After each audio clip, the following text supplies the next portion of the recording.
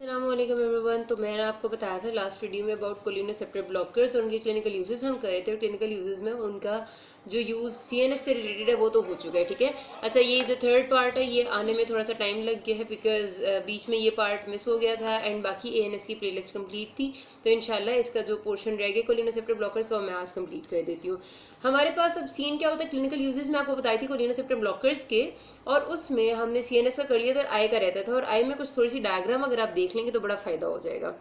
पहली बात तो ये याद रखना है कि आई का स्ट्रक्चर क्या है। आपको फ्रंट ऑफ आई का स्ट्रक्चर दिखाया हुआ है जिसमें सबसे आगे जाहिर है जो मोस्ट आगे ट्रांसपेरेंट लेयर होती है वो कॉर्निया की होती है।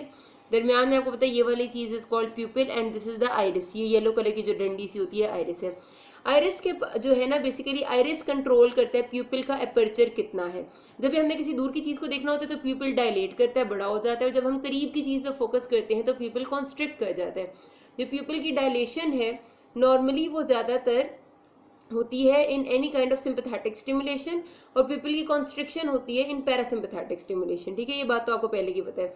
अब ये जो कहानी कंट्रोल हो रही है वो इस आइरिस की वजह से हो रही है। आइरिस जो है वो जब करीब आ जाएंगे दोनों साइड की आइरिस तो दरमियान में प्यूपिल जो है, ये प्यूपिल is the gap between the two iris, ठीक है। तो वो छोटा हो जाएगा, और जब आइरिस दूर चले जाएंगे आपस में तो दरमियान में जो गैप है दोनों आइरिस के दरमियान वो बड़ा हो जाएगा। तो इस तरह प्यूपिल कॉन्ट्रैक्ट या प्यूपिल डायलेट कर रहा होता है। अब क्या सीन है, हमारे पास इस आइरिस में दो मसल्स हैं। एक है कंस्ट्रिक्टर मसल, ये लेबल किया हुआ है इन्होंने, एक सेकेंड में क्लियर कर देती हूँ, यस। दूसरा है ये डायलेटर मसल। जो डायलेटर मसल है जब ये कॉन्ट्रैक्ट करेगा तो क्या होगा कि दोनों आइरिस दूर चले जाएंगे और प्यूपिल डायलेट कर जाएगा, यानी गैप ज्यादा हो जाएगा। और जब कॉन्स्ट्रिक्टर मसल कॉन्ट्रैक्ट करेगा तो दोनों प्यूपिल्स करीब आ जाएंगे, प्यूपिल कॉन्स्ट्रिक्ट कर जाएगा। अब हमारे पास नॉर्मल केसेस में जो कॉन्स्ट्रिक्टर मसल है उसके ऊपर होते हैं पैरासिम्पैथेटिक फाइबर्स, क्योंकि मैंने कहा पैरासिम्पैथेटिक स्टिमुलेशन जब भी होती है तो पीपल कॉन्स्ट्रिक्ट करते हैं। वो पैरासिम्पैथेटिक फाइबर्स जो कॉन्स्ट्रिक्टर मसल ऑफ आइरिस पे होते हैं उन्हें M3 रिसेप्टर्स कहते हैं, ठीक है। कोई रिसेप्टर्स होंगे तो उन पे कोई चीज आके एक्ट करेगी ना। तो parasympathetic receptors are present on the constrictor muscles of iris, जिनको हम कॉन्स्ट्रिक्टर प्यूपिली भी कहते हैं क्योंकि वो पीपल को कॉन्स्ट्रिक्ट करते हैं, और वो है M3 टाइप ऑफ रिसेप्टर्स, ठीक है। फिर जो डायलेटर प्यूपिली मसल है, ये वाला जो साथ पड़ा है पीछे छोटी सी लाइन इन्होंने लेबल की हुई है, इसके ऊपर जो रिसेप्टर्स होते हैं वो होते हैं सिंपैथेटिक नेचर के, और वो रिसेप्टर्स जब एक्टिवेट होते हैं तो प्यूपिल डायलेट करते हैं, वो होते हैं बीटा 2 रिसेप्टर्स, ठीक है। तो एक तरफ आपके पैरासिम्पैथेटिक M3 है, दूसरी तरफ आपके सिंपैथेटिक बीटा 2 है। अब हम क्या पढ़ रहे हैं, हम पढ़ रहे हैं वो चीज जो कि पैरासिम्पैथेटिक सिस्टम को ब्लॉक करती है, निकोलिनोसेप्टर ब्लॉकर्स पढ़ रहे हैं हम। तो जाहिर सी बात है कि नॉर्मली क्या होता है, मैंने कहा आपसे कि कॉन्स्ट्रिक्टर मसल के ऊपर प्रेजेंट है पैरासिम्पैथेटिक रिसेप्टर्स M3। तो वो जब भी स्टिमुलेट होगा, जो कॉन्स्ट्रिक्टर मसल है वो कॉन्स्ट्रिक्ट करेगा, प्यूपिल छोटा हो जाएगा, कॉन्स्ट्रिक्ट हो जाएगा।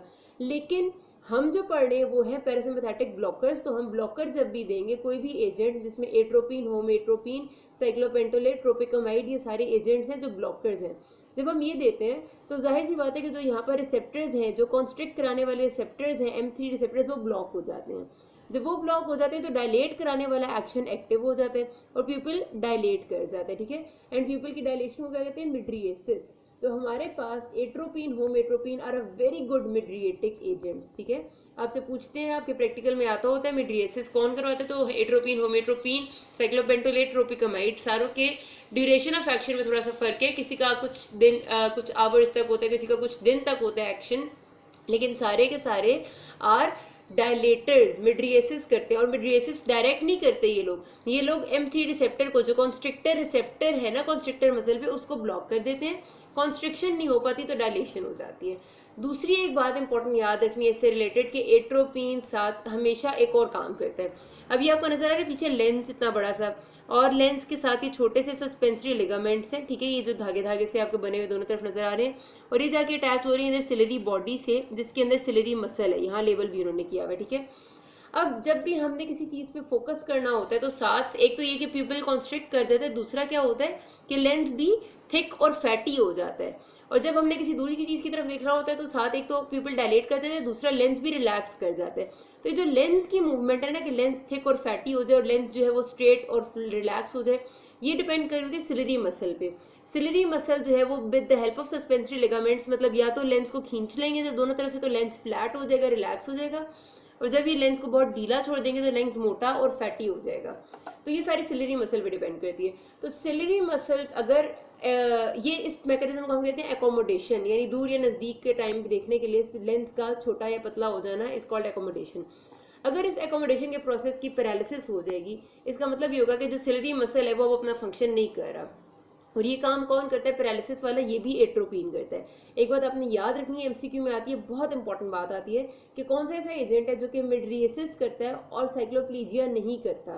तो याद रखना है, सॉरी, मिड्रिएसिस करता है, साइक्लोप्लीजिया नहीं करता। यस, अभी मैंने आपको बताया कि मिड्रिएसिस क्या होता है, डायलेशन ऑफ प्यूपिल। डायलेशन ऑफ प्यूपिल दो तरह से हो सकती है। एक जो अभी हम पढ़ रहे हैं कि हम इस कॉन्स्ट्रिक्टर मसल को ब्लॉक कर देंगे, अगर जो कि पैरासिम्पैथेटिक है, अगर हम पैरासिम्पैथेटिक ब्लॉकर दे देंगे और कॉन्स्ट्रिक्टर मसल ब्लॉक हो जाएगा, डायलेशन तब भी हो जाएगी। दूसरा डायलेशन कराने का तरीका ये है कि हम डायरेक्टली डायलेटर मसल को एक्टिवेट कर दें, और डायलेटर मसल पे है सिंपैथेटिक सिस्टम के रिसेप्टर्स बीटा 2। तो अगर हम कोई सिंपैथोमाइमेटिक ड्रग देंगे जो सिंपैथेटिक सिस्टम को एक्टिवेट करती है, तो जाहिर सी बात है कि डायलेटर मसल एक्टिवेट हो जाएगा और डायलेशन हो जाएगी। तो दो तरह से डायलेशन हो सकती है।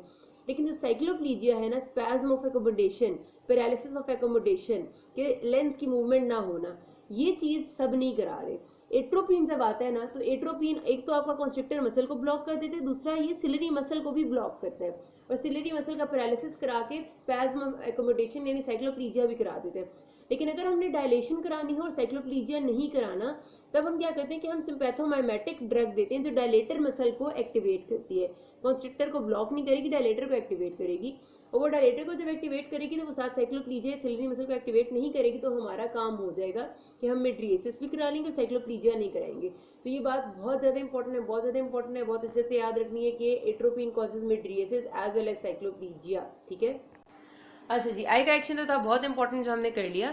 उसके बाद आते हैं अगले एक्शन पे जो ब्रोंका है। आपको नॉर्मली मैं बता चुकी हूँ पहले जब पैरासिम्पैथेटिक सिस्टम मैंने पढ़ाया था कि पैरासिम्पैथेटिक सिस्टम में वो जब ब्रोंकाई पे जाके एक्ट करता है तो वो कॉन्स्ट्रिक्शन कराता है, ठीक है।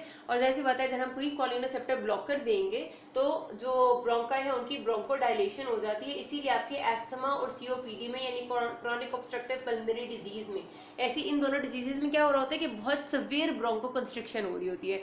तो इसमें हम कॉलिनोसेप्टर ब्लॉकर्स इस्तेमाल करते हैं ताकि ब्रोंकोडायलेशन हो, जिसमें इप्राट्रोपियम, टायट्रोपियम, एक्लिडेनियम है। नाम आपको पढ़ते पढ़ते खुद ही याद हो जाएंगे, इसमें कोई ज़्यादा परेशानी की बात नहीं है, लेकिन इतने कॉमनली दिए नहीं जाते, लेकिन अच्छे ड्रग्स हैं, दिए जा सकते हैं, ठीक है। फिर गट की बात करें, जीआईटी की, तो आपको मैंने बताया था पैरासिम्पैथेटिक सिस्टम जीआईटी में क्या करता है, जब हम सुकून से होते हैं तो हम खाते पीते हैं, हमारी सारा खाना हजम होता है एंड सब कुछ होता है, ठीक है। तो पैरासिम्पैथेटिक सिस्टम सुकून वाला सिस्टम है, तो इसका मतलब है कि पैरासिम्पैथेटिक सिस्टम जीआईटी की पेरिस्टालसिस को भी इंक्रीज करता है, क्योंकि ज़रा हम आराम से खाते पीते हैं, हजम हो रहा होता है। साथ जो जीआईटी के अंदर सिक्रीशंस है उनको भी इंक्रीज करता है, और साथ हमारे जितने स्फिंक्टर्स हैं उनको भी आराम से खोल देते हैं, स्फिंक्टर्स रिलैक्स हो जाते हैं।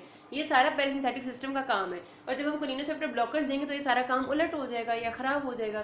क्या होगा, पेरिस्टालसिस कम हो जाएगी, सिक्रीशंस जो है वो खत्म हो जाएंगी या कम हो जाएंगी, और स्फिंक्टर्स बंद हो जाएंगे। तो इसका मतलब ये है कि अगर किसी पेशेंट में सिक्रीशंस बहुत ज़्यादा बन रही हैं, सपोज किसी को हाइपर एसिडिटी हुई हुई है, मैदे की तेजाबियत, स्टमक में बहुत ज़्यादा सिक्रीशंस है, एसिड ज़्यादा प्रोड्यूस हो रहा है, तो अगर हम उसे कोलिनोसेप्टर ब्लॉकर दे देंगे तो उसका एसिड प्रोडक्शन कम हो जाएगी। तो इसीलिए एसिड प्रोडक्शन कम करने के लिए कोलिनोसेप्टर ब्लॉकर इस्तेमाल की जाती हैं, जिनमें हमारे पास है एट्रोपिन भी आती है, प्रोपेंथिलीन है, पायरेंजिपिन है, ये सारी की सारी पेप्टिक अल्सर्स भी जो बन जाते हैं ना वो स्टमक हाइपर एसिडिटी की वजह से, उसमें भी हम इस्तेमाल कर देते हैं। फिर ब्लैडर में, ब्लैडर यानी कि हमारा जो जेनिटो यूरिनरी सिस्टम है उसमें भी पैरासिम्पैथेटिक सिस्टम यही करता था कि उसके भी पेरिस्टालसिस को इंक्रीज कराता था, और अगर कोई सिक्रीशन है तो भी इंक्रीज होती थी, और स्फिंक्टर्स रिलैक्स हो जाते थे, हम आराम से यूरिनेशन डेफिकेशन करते होते हैं, ठीक है। पैरासिम्पैथेटिक सिस्टम है क्योंकि हम आराम से होते हैं।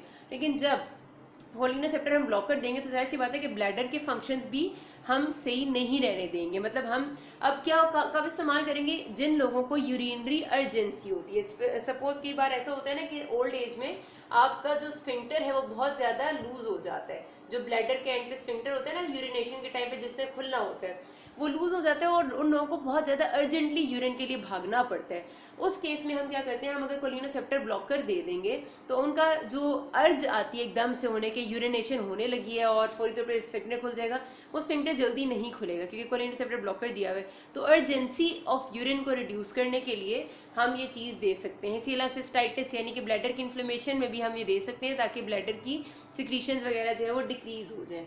तो ये उसमें ऑक्सीब्यूटिनिन, टोल्टेरोडीन, जो डेरिफेनासिन, सॉलिफेनासिन, ये सारे नाम आते हैं, भी आपको पढ़ के आ जाएंगे।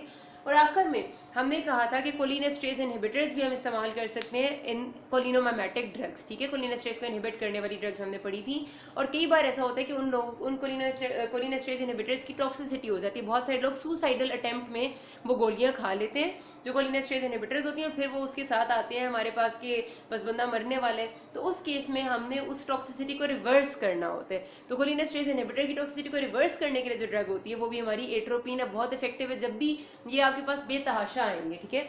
ऑर्गेनोफॉस्फेट पॉइजनिंग के केसेस बहुत ज्यादा आते हैं, और ऑर्गेनोफॉस्फेट कोलिनेस्ट्रेज इनहिबिटर है, ठीक है। तो ऑर्गेनोफॉस्फेट पॉइजनिंग ये होता है कि वो चूहे मार गोलियां कोई ऐसी चीज खा लेते हैं जिसमें ऑर्गेनोफॉस्फेट होती है, और उसके बाद वो आ जाते हैं